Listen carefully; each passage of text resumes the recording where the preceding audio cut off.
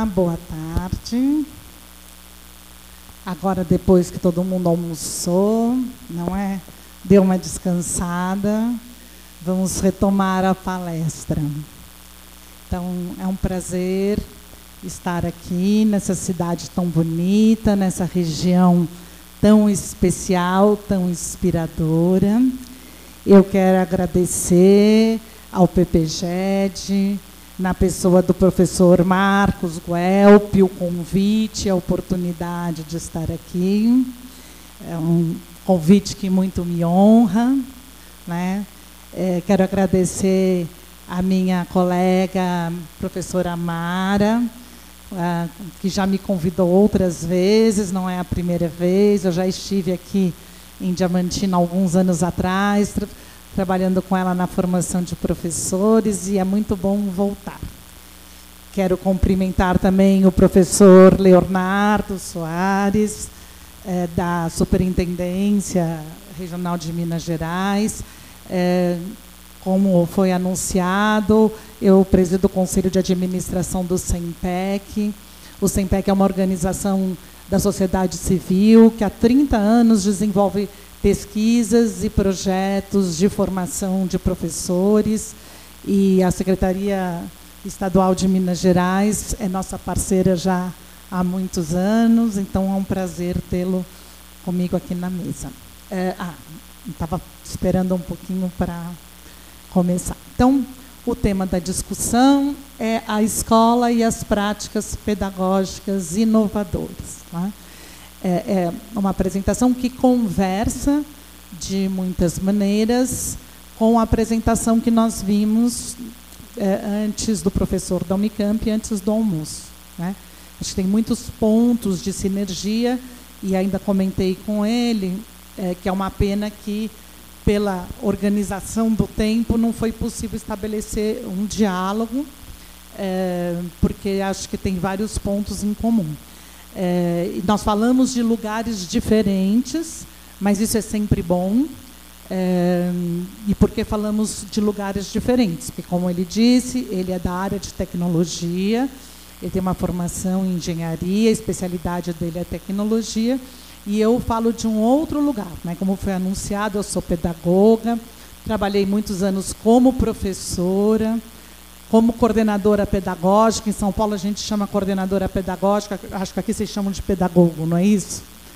Como pedagoga, no ensino básico, depois fui pesquisadora, formadora de professores, então eu falo deste outro lugar, né? Mas eu acho que trazer as vozes, experiências e conhecimento de pessoas de outra área que não sejam a nossa é sempre bem interessante para reflexão.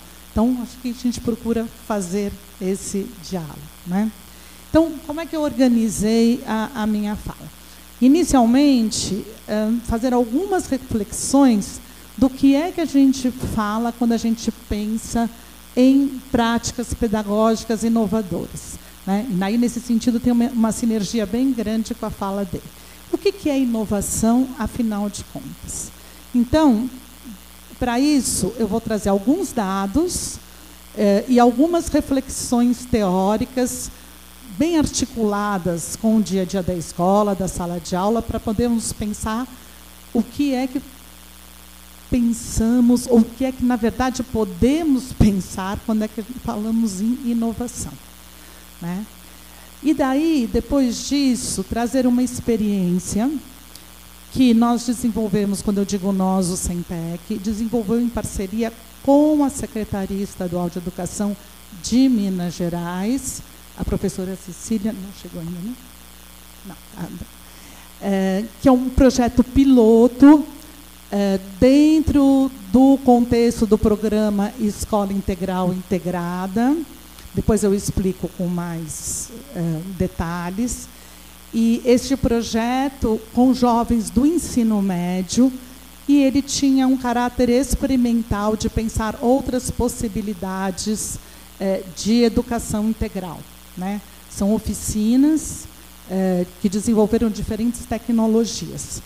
Como foi considerado uma experiência inovadora pela própria Secretaria de Educação, pela Superintendência de Ensino Médio, pelos gestores e professores das escolas onde elas aconteceram e pelos próprios alunos e alunas que participaram, eu considerei essa experiência e ouvi a fala dos alunos e alunas de ensino médio, tentando ver o que emergia da fala desses alunos e alunas, desses jovens, o que eles consideram inovador. Né? Porque nós geralmente vamos na literatura, vamos no que nós adultos pensamos ser inovador. Então a ideia é compartilhar com vocês uma reflexão do que os jovens pensam ser inovador dentro da sala de aula. Né? Não é conclusivo, é um compartilhamento do que eles pensam que é inovador, e a gente faz uma breve conclusão, que não é uma conclusão, é uma breve reflexão em cima da fala deles, e depois a gente abre para conversar. Tá bom assim? Então tá bom. Então, bom, mas acho que eu vou ficar de pé, né, gente? Dá licença.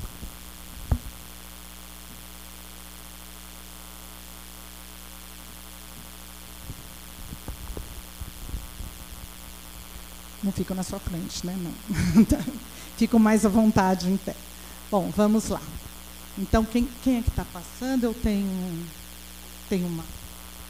Tem alguma coisa para eu passar? Não? Oi? Ah, só falar? Tá, podemos ir. Bom, a escola e as práticas pedagógicas inovadoras. Pode ir para frente. Pode ir... O que é inovador? Né? Então, a primeira pergunta que nós fazemos, o que eu quero ser inovador? E aí, conversando um pouco com aquela linda palestra de abertura que o professor Cury nos presenteou hoje, no contexto brasileiro, nós podemos nos perguntar se um PNIE que seja de fato implementado não seria uma inovação. A vinculação de recursos para a educação mantida e não ao sabor das políticas não seria inovador? Uma educação de fato obrigatória e gratuita para todos, considerando não só o acesso, mas a conclusão, não poderia também ser considerada inovação? O direito de aprender garantido de fato para todos, os insumos necessários para uma educação de qualidade, concretizado num CAC, professores com carreira e valorização equiparada de outros profissionais com formação semelhante, vencer as significativas desigualdades educacionais de nosso país. Poderíamos pensar que superar todos esses desafios poderíamos considerar como inovação no nosso contexto? Para seguir pensando nisso, né, nós trouxe alguns dados, porque aí são perguntas provocativas, mas considero que nós não podemos avançar na reflexão sobre inovação em educação, mesmo em práticas de sala de aula, se não considerarmos as profundas desigualdades socioespaciais e educacionais existentes no Brasil. Né?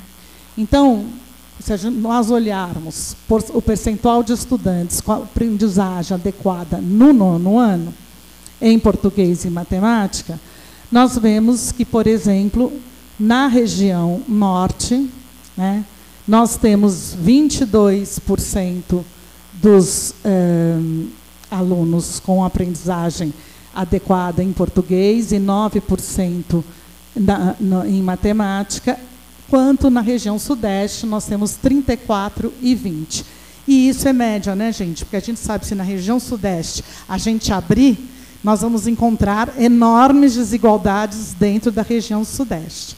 Então, nós estamos aí falando de média. Né? Pode ver o próximo. A proficiência adequada em português dos alunos no 9º ano entre a população mais rica é 31%. E entre a população mais pobre, é 13%. Pode seguir. 3 em cada 10 adolescentes de 16 anos não concluem o ensino fundamental. Pode seguir. O rendimento médio dos professores de educação básica em relação ao rendimento médio dos profissionais com o ensino superior. Em 2002, os professores ganhavam, em média, 48% do salário dos professores, dos outros profissionais com ensino superior, e em 2013 tinha avançado 10%, mas isso é um quadro ainda bastante diferente, né? Isso mostra a valorização, isso mostra a não valorização da carreira docente ainda no país, né? Então, são alguns dados para podermos pensar que a questão da inovação da educação não pode ser pensada fora desse quadro, né? Nós não podemos achar que a inovação na educação ela vai resolver todos os problemas, inclusive das desigualdades, são dados que eu trouxe. A gente pode questionar a questão do IDEB, do PISA, das avaliações, mas, de qualquer maneira, a gente sabe que esses dados revelam, sim, as profundas desigualdades existentes. Então, nós não podemos pensar que a questão da inovação vai resolver as questões das desigualdades, se não forem pensadas políticas articuladas. Pelo contrário, elas podem acirrar essas desigualdades. Então, a primeira reflexão que eu acho que nós temos que fazer é: a serviço do que estão as inovações, né? A serviço de enfrentar as desigualdades ou a serviço de manter ou acirrar. E isso não quer dizer que nós não temos que pensar na inovação, mas nós não podemos pensar a inovação fora desse contexto, né? Bom, posto isso, pode passar, por favor, né? Nós vamos pensar nos vários sentidos da inovação, né? Então, quais são as lógicas que podem orientar, então, as práticas educativas inovadoras? De um modo muito geral, e a partir de um texto do professor Eli Ganem, da USP, de maneira bem sintética, nós podemos dizer que podemos orientar inovação, mudanças na prática educativa, a partir de uma lógica de inovação, que são práticas que nós desenvolvemos em sala de aula, diferentes das habituais. São experimentações. Então, são práticas pedagógicas, que são aquelas que aprendemos com os colegas, nos apropriamos em livros, materiais. São práticas que diferem daquelas habituais, da qual nós experimentamos para ver se funcionam ou não, se motivam nossos alunos, se ganham interesse, se eles aprendem mais, se são interessantes, né? Nós podemos pensar na reforma, que nós conhecemos bem. São as políticas educacionais em larga escala, que muitas vezes são feitas como políticas públicas e que os educadores, os professores, os diretores de escola, quem estão mais próximos, podem ou não ser envolvidos, né? E pode ser uma mudança, que é uma articulação entre a inovação e a reforma, né?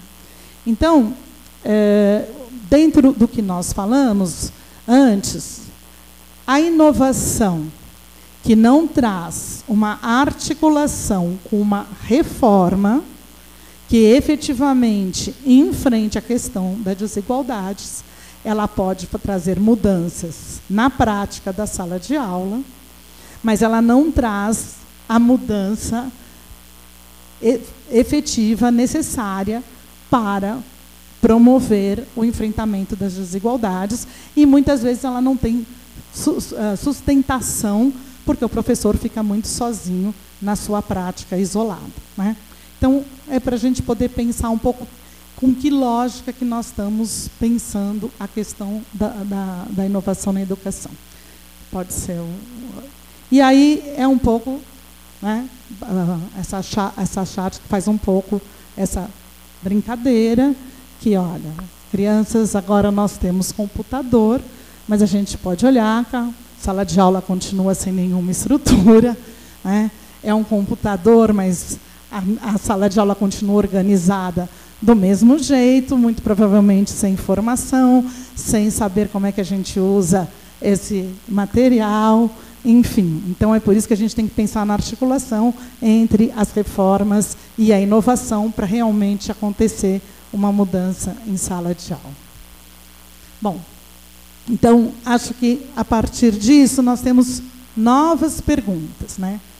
De que forma as grandes e rápidas transformações do mundo contemporâneo afetam a escola? É possível identificar mudanças nas práticas pedagógicas ao longo do tempo? Como diferenciar inovação de modismos? Qual é a função social da escola hoje? Qual é a escola que queremos? Qual é a escola que os jovens querem? Acho que a palestra anterior nos traz esta reflexão, né? Sem dúvida nenhuma, nós vivemos num mundo de grandes e rápidas transformações, né, que afetam a escola, né? Ontem o professor Cury, falando sobre isso, disse que as mudanças não são da escola, mas elas estão na escola. Então, todas as mudanças sociais, culturais e mesmo tecnológico, o avanço tecnológico, eles estão na escola. E, sem dúvida nenhuma, eles afetam as nossas maneiras de pensar, agir e sentir, né? Pensamos por nós mesmos. A maneira de escrever um texto hoje, depois que nós começamos a usar o editor de texto, mudou. E mudou porque afetou as nossas formas de pensar. Como escrever um texto. A tecnologia afeta as nossas formas de pensar. Então, não dá mais para a gente pensar que a escola pode prescindir da tecnologia. A tecnologia ela vai fazer parte do dia a dia da escola.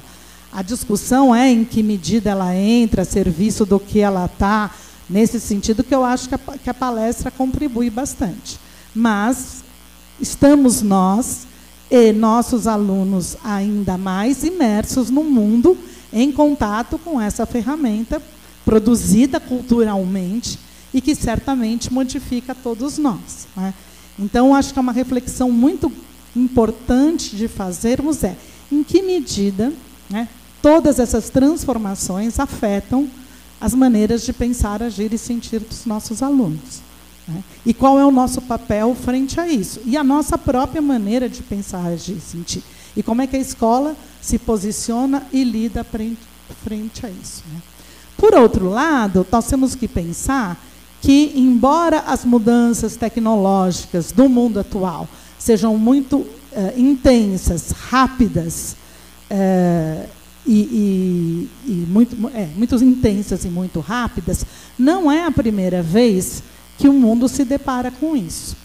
Tem um artigo muito interessante da professora Anne-Marie Chartier, que é uma linguista francesa, e ela aponta como a chegada na escola da lousa individual e da caneta de bico de metal, substituindo a pena de ganso, mudou significativamente o ensino da leitura e da escrita, né? Por quê? E isso no século XVIII, final do século XVIII, final do século XVII, começo do século XVIII, mas já no século XVIII. Porque escrever com a pena de ganso, aquela pena de ganso, requeria uma habilidade manual muito grande, e um cuidado muito grande, e uma supervisão de um adulto constante. Então, o que acontecia? As escolas ensinavam as crianças a ler. As crianças primeiro aprendiam a ler, e muito mais tarde aprendiam a escrever. E isso era possível com um número muito diminuto de crianças, porque a demanda social naquela época, a escola era realmente para poucos. Com o advento do mundo moderno, que passa a exigir mais a alfabetização, mais pessoas alfabetizadas, um aumento de aprendizagem da leitura e da escrita, chega às lousinhas individuais e a caneta, a pena de bico de metal, que ainda não é a caneta esferográfica, não, é a de metal, não é aquela que molhava no tinteiro. Com isso, os professores podem passar a lição na lousinha, aquela tábua de ardósia. Com isso, é possível que as crianças se ocupem e ele possa dar uma atenção individualizada e organizar a classe com várias crianças fazendo atividades ao mesmo tempo, e a pena de metal possibilita uma caligrafia mais rápida, mais escolarizada. Então, mudou absolutamente toda a metodologia didática nas salas de alfabetização. Então, é um exemplo de que não é a primeira vez na história que a tecnologia impacta a didática da sala de aula, né? Então, a gente olha um pouco também para isso, para desmistificar que é a primeira vez que a gente está vivendo isso. Então, vale a pena fazer essa reflexão, como a tecnologia, como as demandas sociais, como o papel da escola, a função social da escola, demanda um novo tipo de sujeito, e a escola tem profundo diálogo com isso. Então, acho que é uma pergunta importante da gente fazer: qual é a função social da escola, né? A função social da escola no mundo moderno era uniformizar, generalizar, moldar. Será que ainda é hoje? A lógica do mundo moderno era totalmente diferente da lógica do mundo contemporâneo. Então, será que nós temos clareza qual é a função social da escola hoje? Nós temos, mas qual é a função social que o mundo contemporâneo, que todo esse contexto que o professor Ronaldo nos apresentou, impõe para a escola? Eu acho que são pontos de reflexão importantes, né? E, afinal, que escola que nós queremos, né? E que escola que os jovens querem? Quanto será que nós ouvimos os jovens, né? Esse exercício de escuta dos jovens é um exercício que fazemos como educadores?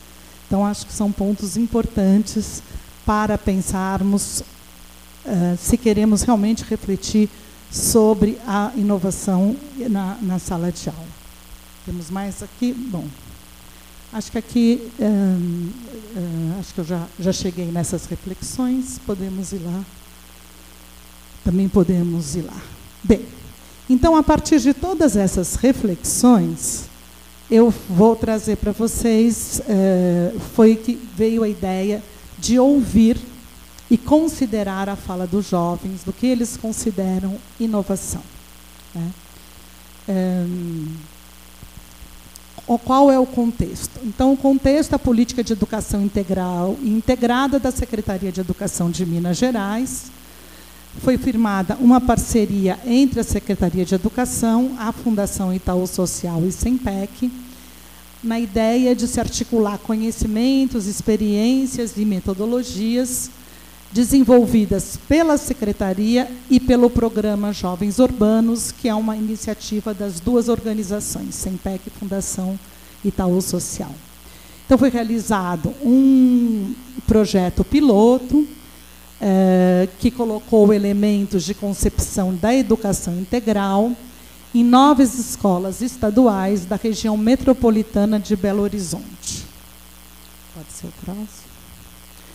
Bom, as escolas escolhidas, o critério foi vulnerabilidade dos territórios e concentração da matrícula, né? Num primeiro momento, os jovens de cada escola fizeram um plano participativo, que era um espaço de escuta e validação dos jovens, que tiveram oportunidade de explorar as potencialidades da cidade, do território, reconhecer vocações, talentos locais, para escolher oficinas que eles iriam viver. A ideia eram oficinas onde eles pudessem experimentar diferentes tecnologias. E aí, não só as tecnologias digitais da comunicação e da informação, mas diferentes tecnologias, né? considerando as científicas, culturais, artísticas. Então, os jovens olharam as possibilidades da cidade, do território, e puderam escolher oficinas de grafite, de arte, de teatro, fotografia, de jornal, enfim, foram diferentes oficinas que eles escolheram. São 46 oficinas, então, em diversas modalidades e linguagens, escolhidas por eles próprios. É lógico que não eram 46 oficinas em cada uma das 9 escolas, são 46 ao todo, que foram divididas entre as escolas. Então, 600 jovens divididos nessas escolas, alunos regulares das escolas, puderam escolher as práticas relativas ao mundo do trabalho, das ciências e das políticas, e depois dessas 46 oficinas, eles culminou num encontro público, que era a possibilidade de apresentar, então, o produto desenvolvido nessas oficinas para a comunidade local. Esse é o contexto, né? Então, os jovens puderam escolher, desenvolver as oficinas e depois apresentar o produto do seu trabalho, né? Foi feita uma publicação que sistematiza toda essa experiência. Ela deve estar no site da secretaria. Depois, quando a Cecília chegar... está no site da secretaria, Cecília? Tá. Depois a gente põe. E chegou um por escola? Chegou um por escola, chama Itinerários Formativos para a Juventude. Tem um por escola, que conta com detalhes a experiência vivida, né? E foi feito um seminário em Belo Horizonte para o lançamento dessa publicação. E foram convidados 5 jovens para participar da mesa, para eles poderem expressar e contar desta experiência, dizendo, inclusive, o que eles consideravam que mudou na escola, o que era inovador. Então, eu analisei a fala desses jovens neste seminário, que foi uma experiência bastante significativa, porque teve uma abertura, a secretária Macaé falou, você estava? Foi bonito, não foi? Eu, como representante do Centec, o pessoal da Fundação Itaú Social, tinha uma aluna que também fez a mesa de abertura, e a segunda mesa, então, foram os jovens que trouxeram as suas experiências. Nós registramos a fala desses jovens, né? Então, a fala desses jovens, na qual eu procurei trazer alguns indícios do que eles consideram como inovação, que eu vou apresentar para vocês. Os nomes que estão falados são fictícios, não são os nomes reais, por uma questão, né, de preservação. Então, e aí, o que foi interessante, né? Porque olhando as falas, a gente pensa assim, o que esses jovens acharam que era inovação? Bom, a questão da tecnologia, a questão de fazer atividades que eles nunca fizeram, a questão de poder circular pelo território, a questão de poder experimentar coisas diferentes. Essas questões estão na fala deles. Mas o que ficou mais forte, né, se a gente puder agrupar as falas, ou pela emoção, pela ênfase que eles dão nas falas, tem muito mais a ver com as relações interpessoais, com a possibilidade de se descobrir o outro, poder ser escutado e poder falar. Então, usando uma metodologia que eu já usei no meu mestrado e no doutorado de analisar as falas e agrupar em núcleos, eu agrupei essas falas em 3 núcleos, que é descobrir a si mesmo, descobrir o outro, ter voz e ser escutado. É isso que os meninos significam. Esses são os significados e esse é o sentido da inovação para esses meninos e meninas, jovens, na verdade, né, porque é ensino médio, sobre inovação. Então, Volta lá, acho que um, por favor. Ah, não, desculpa, está lá, no Descobrir a Si Mesmo. Pode ir lá. Olha o que nos diz o Pedro. Antes de eu entrar, eu olhei para a sala, olhei para a turma e falei, vai dar errado. Só que eu é que estava errado. Eu aprendi coisas que eu não sabia. Eu pensava que eu era o melhor ali, mas não. Eu estava enganado. Eles me ensinaram muito mais, não só o professor, mas os alunos. Depois nos fala desculpa, eu esqueci de colocar o nome. Foi uma mudança muito grande, porque eu mesmo pensava assim. Quando eu vim para a dança e o teatro, eu pensei assim, vou ficar aqui nisso para quê? Isso não significava nada para mim. Mas eu estava errada. Essa é a Maria. Porque significou muito para mim e foi muito bom. E agradeço muito ter esse projeto lá. Esse projeto diferente que ajudou muitas pessoas. São duas falas que são exemplares, mas essa possibilidade do experimentar, explorar, né, e poder perceber através da experimentação, criar novos sentidos e novos significados para a atividade, para si mesmo, fica bastante evidente, bastante forte em várias das falas. E eu acho que isso conversa bastante com a fala do professor, porque ele coloca isso com bastante evidência na fala dele, essa possibilidade da experimentação. Então, eu acho que nos faz pensar, quando queremos pensar em inovação, quais as chances de experimentar, de explorar que nós damos aos nossos alunos nas atividades, nas práticas que nós propomos.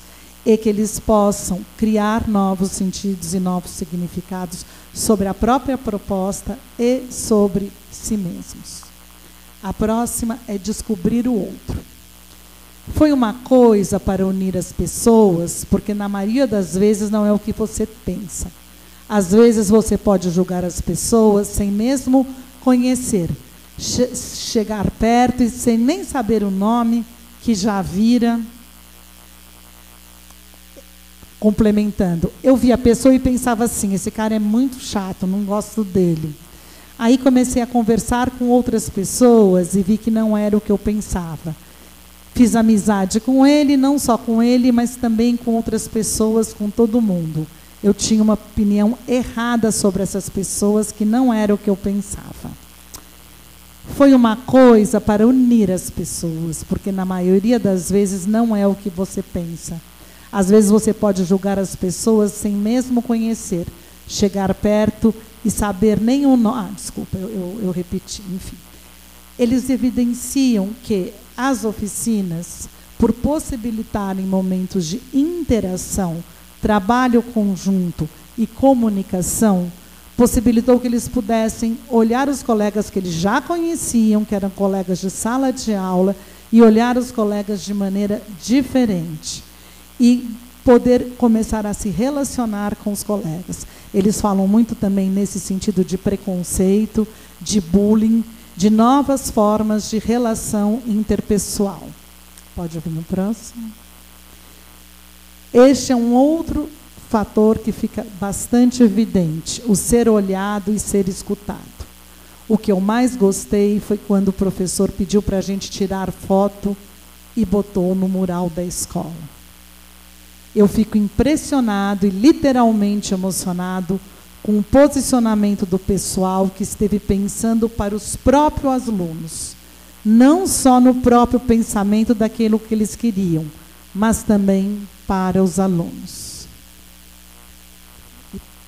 Essa questão de ser olhado e ser escutado, né, e é interessante porque todo esse processo começa com a virada da educação, que considerou a escuta, então, está dentro desse contexto, é uma fala muito forte nos alunos.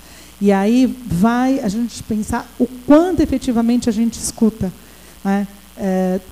E isso está numa cadeia, o quanto a secretaria escuta as superintendências, o quanto as superintendências escutam os diretores, o quanto os diretores escutam os professores, o quanto os professores escutam o aluno. Então, esta cadeia de escuta e de consideração é um exercício bastante importante, bastante fundamental, e que se a gente não vai conseguir caminhar para a inovação, se isso não for efetivamente considerado. E, por último, o vínculo e as relações interpessoais, que, na verdade, é o que sedimenta e o que sustenta todo esse processo de mudança. O que mudou? Ficar mais juntos. É interessante essa questão de mudança na escola. Mudança de mentalidade, porque um grupo se reuniu para fazer uma atividade e, nisso, a relação e o compartilhar de experiências dentro do grupo, isso fez com que as pessoas se soltem mais. E, apesar de ser uma coisa tão humilde, uma coisa tão simples, mudou de mentalidade. Aprender mais o que nós, compartilhar com outras pessoas. Ir lá, aprender uma coisa e compartilhar o que eu aprendi.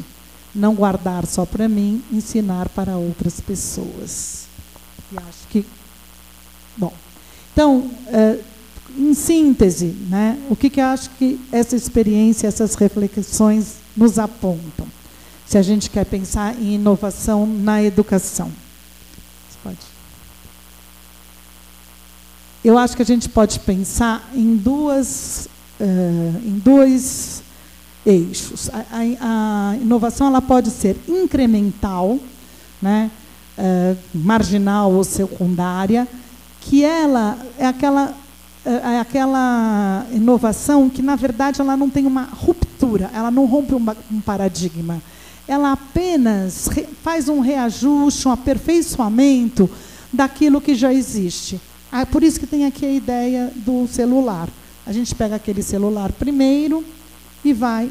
Tem um aperfeiçoamento, tem uma modernização, mas não é, na verdade, uma grande inovação, né? É uma mudança pequena. Ou ela pode ser disruptiva, né? Ela tem uma mudança de paradigma, de mentalidade. Ela é um processo, uma outra forma de produção, né? Ela rompe uma estrutura. Então, nós temos aqui um gravador cassete e aqui um iPod. Quer dizer, é uma outra estrutura. Embora eles tenham a mesma função, sirvam para alguma coisa, eles estão em lógicas muito diferentes. Temos que pensar que, se nós queremos uma inovação disruptiva na educação, não é só uma questão... A tecnologia ela é importante. Aqui foi preciso uma tecnologia. E as novas tecnologias de comunicação, sem dúvida nenhuma, elas podem possibilitar, e acho que elas são indutoras, e a gente não pode desconsiderar isso, elas, sem dúvida nenhuma, elas são indutoras de mudanças, de inovações disruptivas na educação.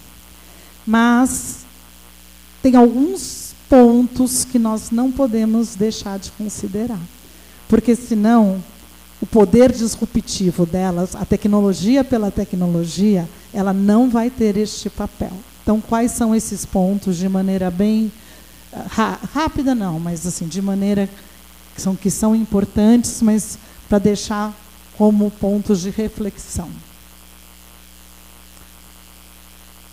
É necessário considerar, né? Será sempre necessário considerar o que ensinar, como ensinar e o que se aprende. Então, o papel do professor, que na palestra anterior também foi tão bem salientado, ele continua importante, porque nós somos os profissionais que, para além de qualquer conteúdo, e isso que aqui marca a nossa atividade profissional, nós que sabemos o que ensinar. Mas, mais que tudo, nós sabemos como ensinar e como se aprende. Essa é a nossa especificidade do saber. É isso que caracteriza a nossa profissão, né? Para quem, né?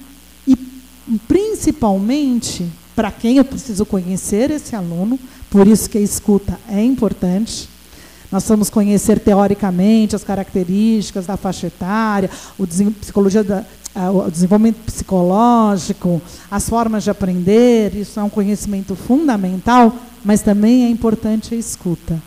E, fundamentalmente, para quê? Né? Para que nós estamos inovando? Quais são os valores e atitudes para uma sociedade sustentável, democrática e justa? Pode ir. Então, é preciso que a escola conectada a novos paradigmas garanta o direito de aprender, né? Ela é um espaço que garanta a formação de professores. Tem uma fala do professor Gadotti, que eu acho bastante interessante, num artigo que ele escreve sobre mudanças na educação, que ele diz que nós não devemos deixar a inovação na educação para os outros. A inovação na educação deve ser dentro da escola. Ela é algo muito importante para nós deixarmos para fora da escola. Lógico que podemos contar com outros conhecimentos, com outros atores, com outros setores, mas ela deve acontecer fora da escola. Ela deve acontecer dentro da escola, não fora da escola. E se ela acontece dentro da escola, e a escola é o lugar de excelência, locus de excelência para a formação dos professores, para a formação continuada do professor, não é possível pensar em inovação sem pensar nessa articulação da formação, né?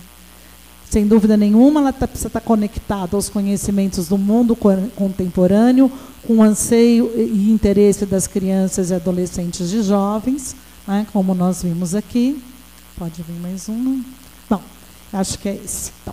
Então, acho que era essa as reflexões que eu queria trazer. São muito mais reflexões do que certezas, porque nós estamos, neste momento, pensando, nós estamos em processo.